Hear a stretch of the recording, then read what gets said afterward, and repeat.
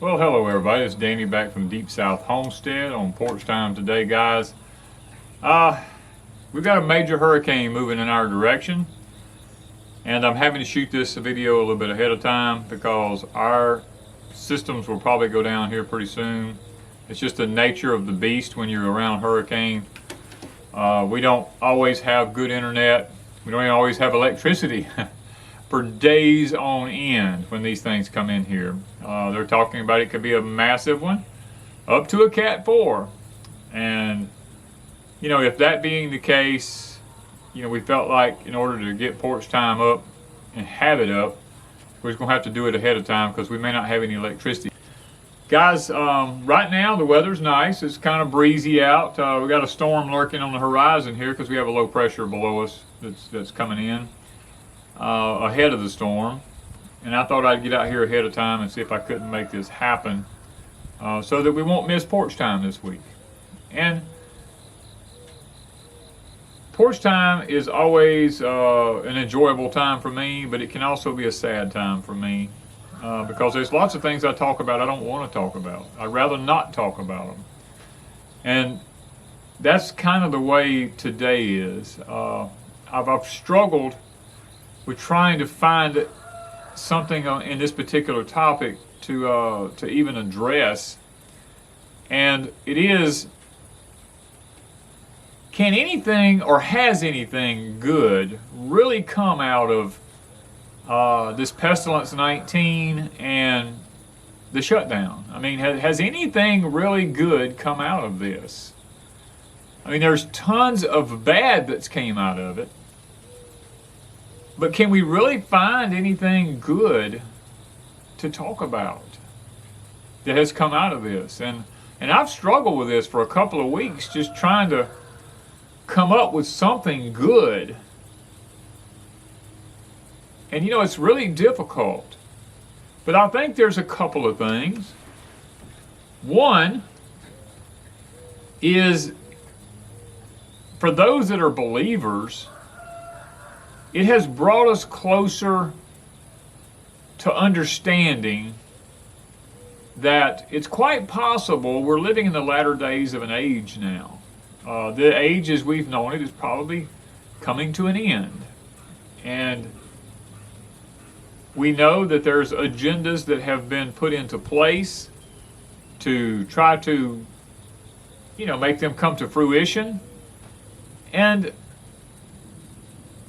seemingly it's working at a rapid pace. But there's also more than just that. You know, I'm one of these kind that I tried my best to find the positive in as many things as I can because it helps me to focus, if I can stay focused on the positive. And as I thought on this particular subject, I was like, Lord, can you just please give me some sort of insight or help me with this, you know, in some way, shape, or form. And then as I sat and thought, not only has it drawn us to realize we're probably in the latter days of an age, but many of us, it has caused us to get back onto a road of self-reliance. Because as this thing unfolds, and it is nowhere near being finished. As a matter of fact, my anticipation is the worst is yet to come. And the wind's beginning to blow, as y'all can see in the background. I believe that the worst is yet to come. Now, we've experienced a lot so far. But people's eyes are being opened about just how fragile our system really is. And it has caused many of us to begin to realize, you know what, if I don't start making some sort of preparations, we might not have any food, or we might not have any medication, or whatever it is that in your life that's a major deal. Many people have begun to prepare. I know people right now who have busted their tails in the last year, let everything else go, and put all their money into their home and paid their house off.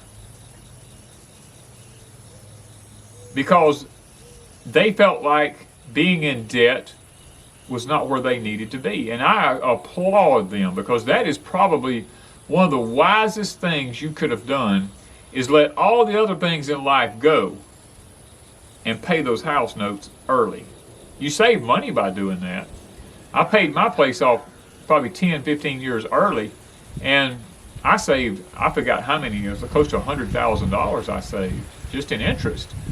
So it is well worth it to do that. So yes, the positive side of this is it has caused many people to think about being more sustainable in their lifestyles, and another thing is not being so wasteful. Many people have come to realize that like the all-you-can-eat buffets, these kind of things are out of the pit of hell. And that's caused America to be a glutton. Because we go there and we like for $12.95, it's all you can eat. And we just keep eating and we stuff ourselves, and didn't realize that we're just being a glutton, and actually we're fulfilling prophecy. Because literally it says in the scriptures that in the latter days of this age, people will be eating and drinking and marrying and giving in marriage, which is normal things in life. But the eating part, in the latter days, people are eating and being unthankful for what they have. And how many times do you go to a restaurant and you see anybody give thanks for what they eat? Most people run in, grab their food, and they just choke it down and they're out the door. Because we're tied to a job. Believe me, I've been there. I know what that is. You're given 30 minutes for lunch, or you're given an hour for lunch, and in that time you got to get somewhere, get your food, get back. If you didn't bring it, I usually brought mine. But then you got to choke it down as fast as you can to get back on the road and pray you didn't get to work late. And if you had to punch a time clock, you're 15 minutes late, and you get docked to half an hour or whatever. You're busting your tail. No time to be thankful for anything and to enjoy your food. You're just choking it down. And those things has caused a lot of people to really stop and think about how sustainable am I? Am I to a point where I can enjoy my life if all this keeps going? Or has the system that they put into place, and it is working out, their system is working like a charm. First off, they got us in debt, where used to the husband had to work all the time. Then they fixed it where the husband and the wife had to work, because they put all these things on commercials out in front of you, and people go stick their neck on the line for all this indebtedness that they couldn't pay for. And they're like, oh, I'll just pay it off in notes. Well, then comes the day like today. And they look at you and they go, well, unless you do this right here, you can't have a job. And people are like, oh no, if I don't do this and I don't have a job, I can't pay my notes, I can't pay my house, I have nowhere to live. And we've been a fool. We played the part of the fool. We followed right along in their little tracks like they wanted, like good little soldiers, and we're screwed. Now there's a lot of people out there. I know a lot of people who didn't fall for that. And people like myself didn't fall for it. And I know several others that didn't fall for it. But when I was growing up, I was always classified as one of those kids, even a young adult, even in the dating world when I was young, the parents would tell their daughters, now don't hang around with him because he's never going to own anything, he's never going to have anything, he's never going anywhere in life. Because he didn't go for the big college education, and he's not following the prototype. Sweetheart, don't hang around that guy. I have several friends that happened to, including myself. I look back on it now and I kind of laugh, because all the ones that went on for the higher educations and sunk themselves deep in debt, they're struggling right now. They're out there nothing they have is paid for. They're deep in debt. They got school loans that's just got them sunk down, way down. And then I stop and I think about my friends that followed the same path that I followed. Most of us' places are paid for. Most of us owned our own businesses. I mean, I own 3 companies, and a lot of my friends own their companies, and they retired at a really young age, like 50. I was actually 56, I think, before 51 when I retired. And you know, lots of people are like, don't hang around them kind of people. You know, I mean, there's one YouTube channel I love to watch, and that's Boss of the Swamp, because his thinking has been so much like mine that I love this guy. JC is just, I look at him and Lori, they are just fantastic people. And he was exactly the same way. He went out like me. I beat the bush, and I tried to do the modern work. You know, I tried to, you know, I owned my own businesses, and people think when you own your own business, oh, you've got the glory train. Oh my gosh, everybody else gets to go home. You have to work till midnight every night, you know. And they don't see what goes on behind the scenes and what you have to go through.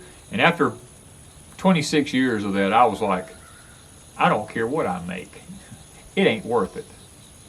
It is not worth it. I'm not punching a time clock for nobody, and I'm not going to continue this rat race and get to the end of my life and to just die and never enjoy anything. To me, it's about the journey.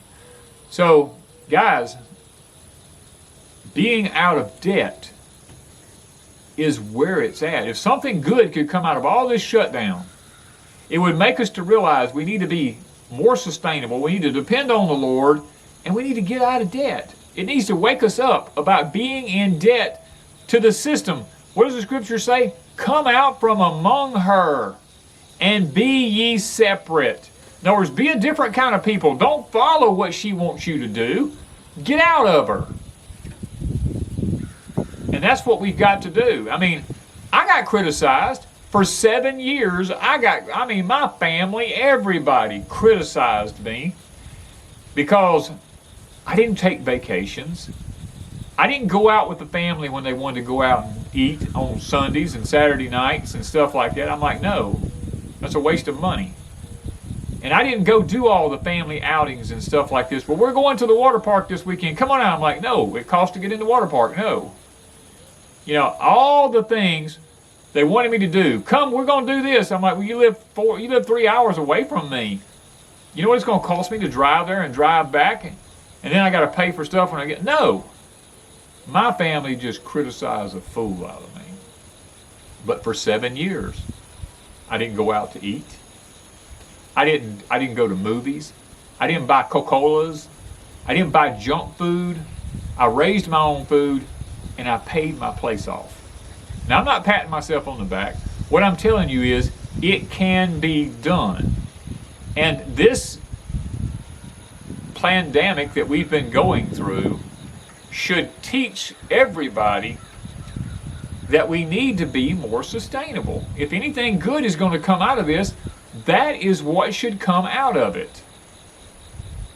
Back when the world wars were going on, things were tight. My father told me many times about how they got stamps for shoes and for flour and for sugar and stuff like this. You was only allowed so much. But what good came out of it then was it taught those people to be frugal. It taught them not to be wasteful. And if what we're going through today teaches us anything, it should teach us not be in debt, to be thankful for what we have, not be wasteful, and to just literally try to do the best we can. Plant us victory gardens. Back then, the government urged people to plant victory gardens. Wanda was looking online today, or this past week, and she says, you're not going to believe this. They're actually allocating money for families now in the state of Mississippi to grow yourself a small garden. They're encouraging you to do it. How amazing. Could it be that victory gardens could be right around the corner? Is this something that we could have learned out of all this? If it is so, then something good has come out of it. Now, there's been tons and tons of bad stuff that's came out of it. To me, probably the worst thing that could have come out of everything that has happened has been this right here. Pestilence 19. Because I could sit here and tell you why that has destroyed your body. But I'm not sure you would understand it. Because I was told and told and told for a year what was happening. But until I saw it drawn on a graph, it clicked. You know, if you're into sports or anything like that, you would understand it. If I could draw it out for you, you would look at it and go, oh my gosh, am I so glad I didn't do this, you know. Because it has totally destroyed your immune system. I mean, you can't fight off anything from this point forward in your life. And the older you get, the worse it's going to get. And the more of the boosters you get, the worse it's going to get.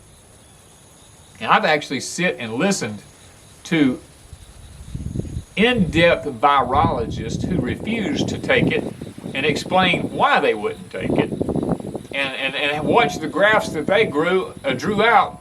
And I'm like, oh my gosh, they're all saying the same thing. And it's like, I get it now. But until I saw those graphs, I didn't get it. And that's why, for me just to sit here and talk about it, I'm not sure you would get it. You know what I mean? I'll try for just a moment. Let's just take, like, those of you who do sports and you know understand the offense and the defense of a team. The object is, let's take football. I'm not a football buff. I hate football, but I'll talk about it. My brother was a football player. You have two opposing teams. The object is for one team to get the ball across the goal. Well, the team over here that's supposed to be trying to keep this team from getting the ball across the goal, all the team members are after that ball. If it comes through here anyway, any one of them team members has the right to take him down. And that's the way the fighter cells are in our bodies. If something comes into our bodies that's a foreign matter, we have all these fighter cells over here, and their job is to prevent whatever it is, whether it's cancer or whatever, a cold or a virus or whatever. Their job is, when that thing comes to us, is to attack it and to kill it. Okay, that part is pretty simple to understand. Okay, now let's take the same scenario and let's get this done in our arm.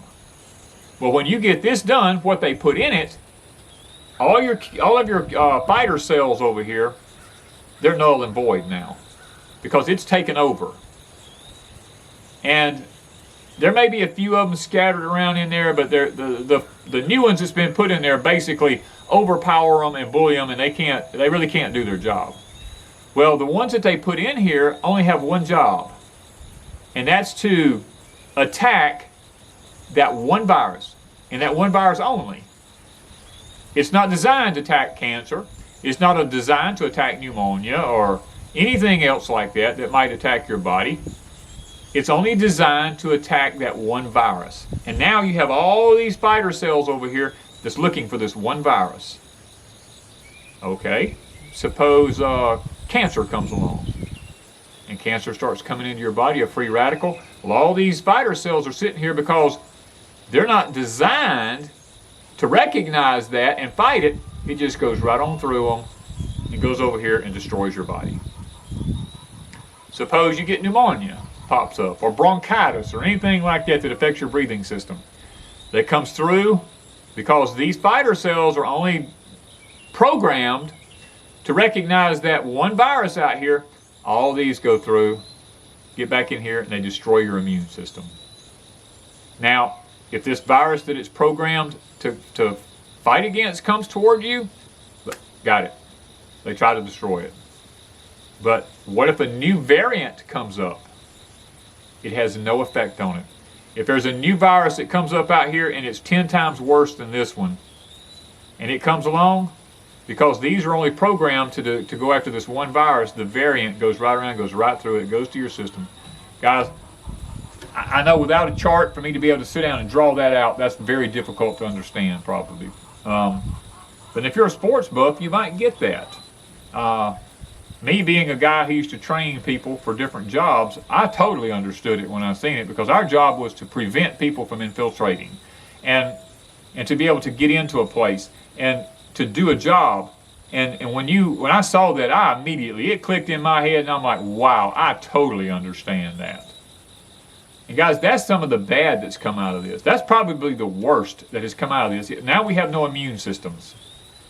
And when something worse comes out, and there is a variant coming that's like 10 times worse than this one. And it's going to wipe out people because now they have no immune systems whatsoever. And that's sad, because I'm trying to find all the good in this thing. And I go around and when I'm in town and I get a chance, I'm real good friends with a lot of the mom and pop stores. I try to sit and talk to them, and I'm trying to figure out, how they're doing, how's business, is this really knocking you down? A lot of them right now are telling me, well, I'm doing okay. The first time around, boy, it like to took me out. And if they shut me down again, I'm not sure I could weather the storm this time. And the reason they can't weather the storm this time, they've all given me one consensus thing, and that is prices have almost doubled on everything. And it's making it where it's more difficult for them to sell enough stuff to keep their bills paid. Now, most of them will tell me, Danny, a guy like you who comes in, you don't mind paying because, you're not deep in debt. You can afford to pay a little extra for something to help keep us in business. Because I won't go to the big box stores. I just about refuse to go to the big box stores. I mean, I haven't been to Walmart. I don't even, it's been months since I've been to Walmart.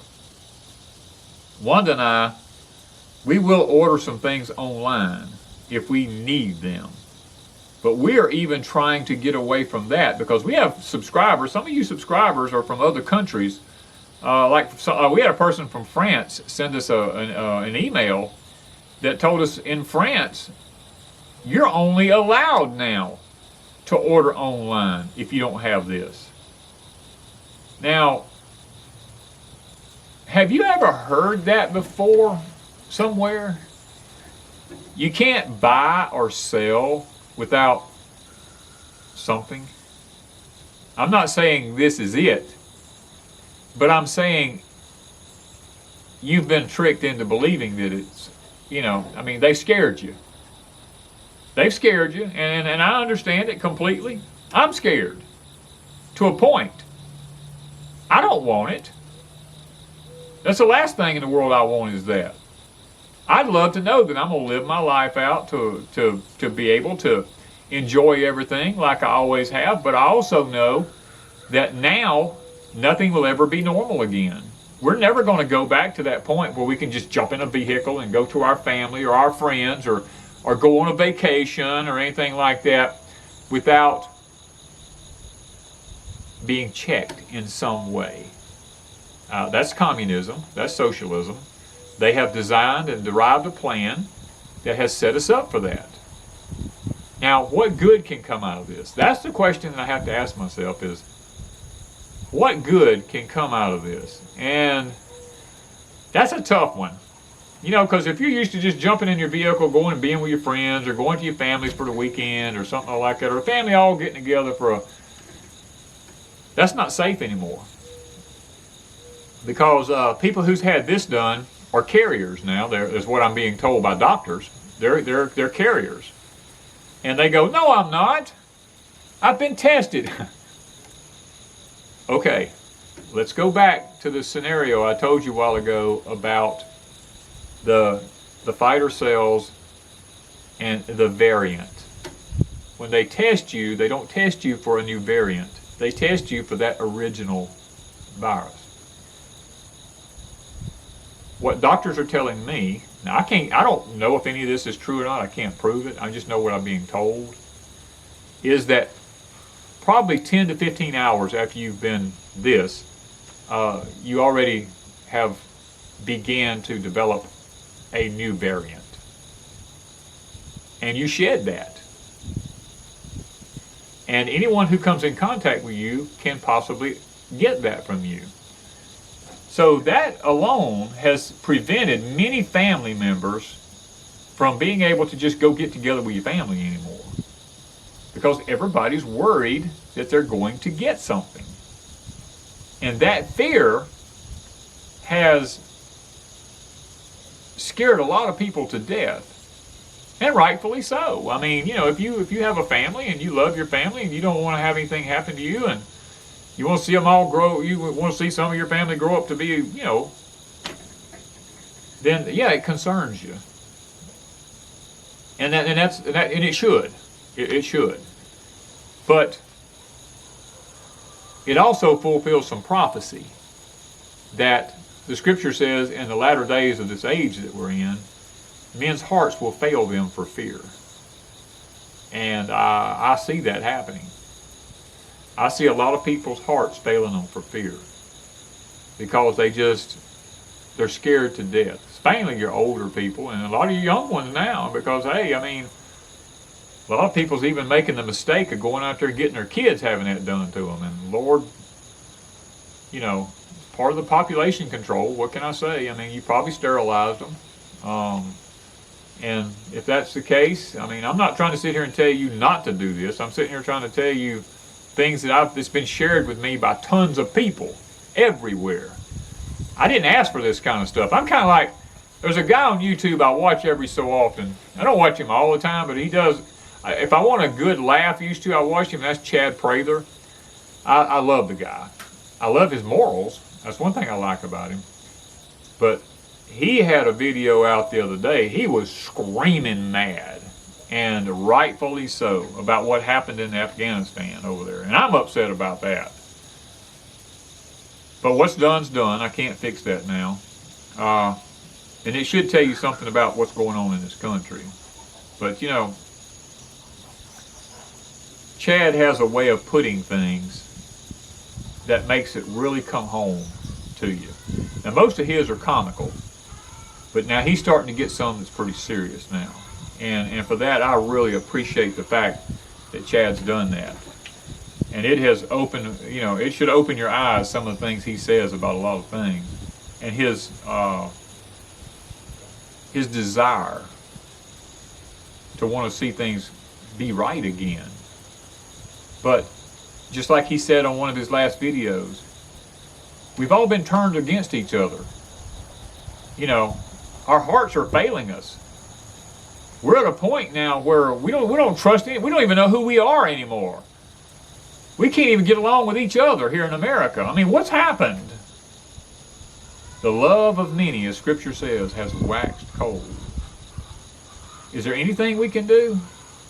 All I can tell you is pray. Just like Chad said, pray, pray, pray. Because I'm telling you, guys, it's not going to get better. I don't know how much more I can say that. It's not going to get better. I'm concerned for our children and their children, which is our grandchildren. They will never know. I don't know how to say it. They're not going to know the America we knew. They are. I try to find something good to say about it for them, but we dropped the ball, guys. We dropped the ball. We fell for their plot. We all got scared, and now they're going to pay the price because of our stupidity. And I include myself. We didn't do enough. We let our country fall through our hands. There's a song out there that Ray Boltz sings. It's called "If the Anchor Holds." It was played at my wife's children's funeral, where all the kids got killed in a car accident, and it was played at the funeral. You know, and it makes you think. The anchor holds. The sails are tore, and the ship has been battered, but yet the anchor holds. And that anchor is in the Lord. That's where we have to be at. I've been young and I've been old.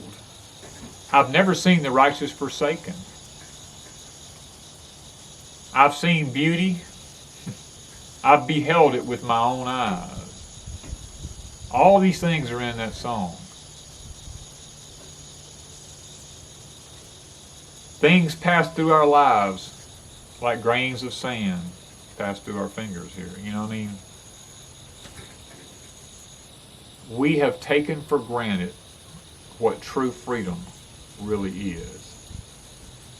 And we have not upheld our end of the deal. Because you see, we were led to believe freedom was free. It's not. It comes with a very high price. Many of us have family members who have paid the ultimate sacrifice. As a matter of fact, due to stupidity, just this past week, we lost a lot of servicemen because of people who just don't care. And that just irritates me to no end. Because I love my country. I'm a born again person. I'm not to be of this world, but I'm in this world. And I'm probably right now in one of the better countries to live in. But it's very quickly turning into a third world country under socialism or communism eventually. And guys, for me to find something good out of all that has happened has been a struggle. There's a few things, like we talked about, people coming closer to the Lord, people becoming more sustainable, people getting out of debt, opening people's eyes to we're close to the return of the Messiah. These types of things, if anything, it has drawn us back into those areas. Maybe some of us are planting a victory garden for the first time. Maybe we're planting in some raised beds. Maybe we're planting in some containers. Guys, please don't fall prey to the wickedness of everything that's going on around us. Their agenda is to put all the mom and pop stores out of business so that only big box corporations will run this country. And when it comes to that point, they will tell you what you can and cannot do. They will require a mark. They will do all these things that they have on their agenda because the scripture tells us it's going to happen. So I would encourage you at this moment in your life, first of all, get your life right with the Lord. Secondly, take a good look around you. What do you need and what do you not need? Whatever you need, make it happen. Make it happen as fast as you can, because I'm going to tell you, your time is just like my time. It's very short. Guys, my goal today was to try to find something good out of all this. It's been very difficult. I don't like making these videos, but they have to be done. If nothing else, maybe it made you think, because it certainly made me think. When I had to start sitting down and coming up with all this, I began to think, wow, just how prepared am I? And I found loopholes everywhere in my own system. So sit down and think about where you're at and what you need. Thank you guys from Deep South Homestead.